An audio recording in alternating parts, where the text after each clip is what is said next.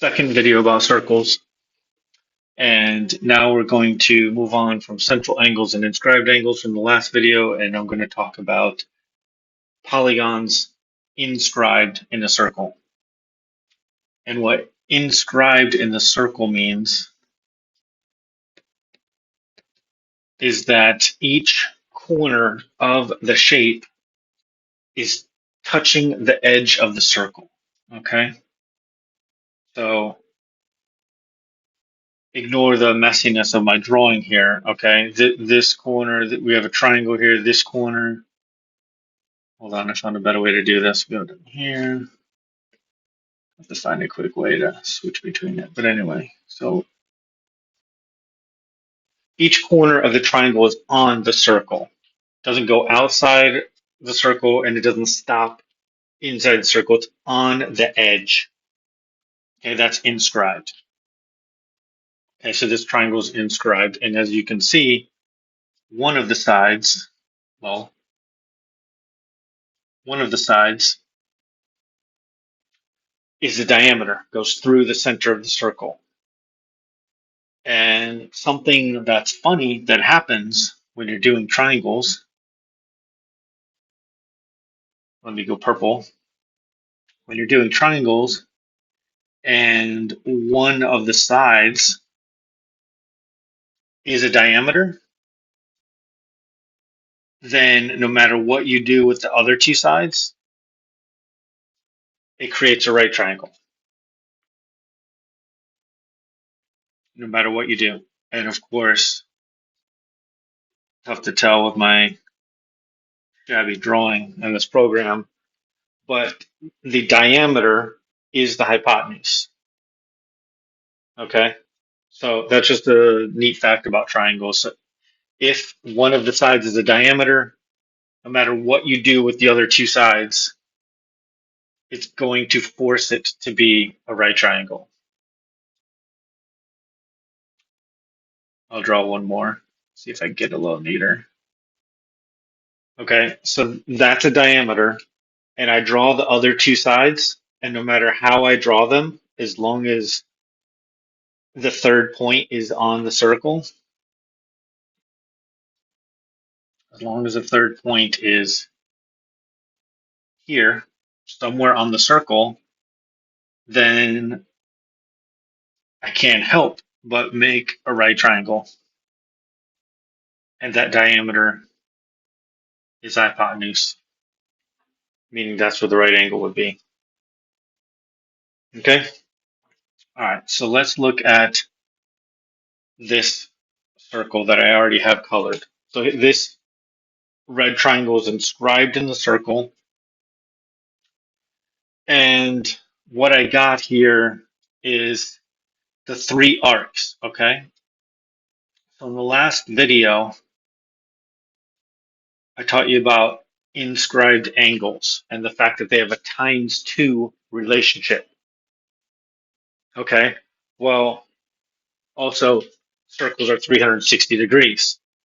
So we don't know how many degrees this yellow arc is. We don't know how many degrees this blue arc is. And we don't know how many degrees this purple arc is individually, but together we know they're the full circle. So they're a full 360 degrees. Okay. Now, the inscribed angle is half. Okay. So if each of these outer arcs total 360, then each of these inner angles total 180, and that matches what we know about triangles. Okay, the three angles of a triangle add up to 180. Okay, so the arcs that they make on the outer edge of the circle are going to total double that, because we know inscribed angles times two give you the arc on the other side of the circle. Okay, so remember that fact. When we add algebra to it, you'll be using that. The fact that there's 360 degrees around the outside, the three angles of the triangle on the inside total 180. We know that too. If I tell you it's an isosceles, triangle, then you know the two angles are the same. You're going to have to take all the facts that you know about triangles and mix them in. And when I give you algebra, you have to you'll have to learn how to figure out how to set up that equation and solve it. Okay, so where did I do quadrilateral? Okay, quadrilateral is not too different. So let me highlight some things here. Okay, this side of the quadrilateral and this side of the quadrilateral create this red arc.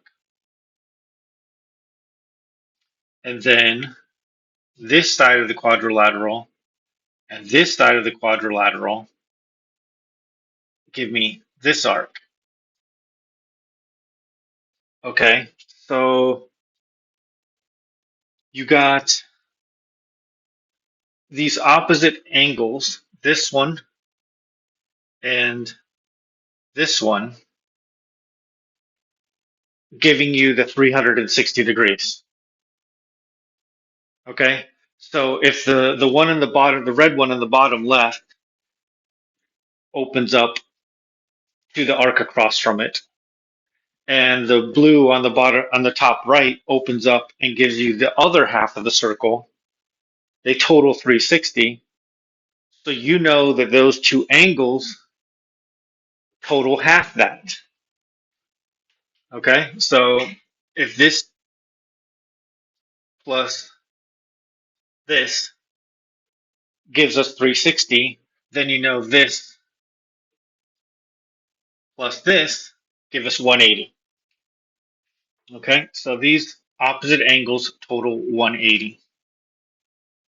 Whatever this is plus whatever this is equals 180 degrees.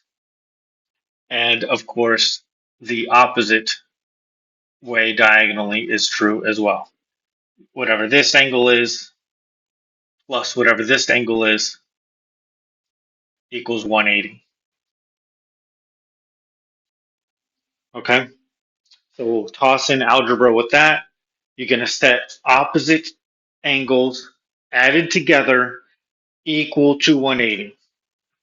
Okay, so if you got some algebraic expression, you got some algebraic expression here, and you got some algebraic expression here, you're going to put a plus sign and you're going to set them equal to 180. Okay, you're going to have equals 180 and all the two algebraic expressions, one angle plus the other angle on this side of the equal sign. Okay, then you could combine like terms, do what you got to do to both sides of the equation, and solve for whatever variable and answer the question that you're given. Okay, but that's how quadrilaterals work. Okay, quadrilaterals, angles across diagonally across from each other are going to add up to 180, and that's why, because they total 360. Inscribed angles are always half that, which is 180. So we'll do some algebra examples in class and practice.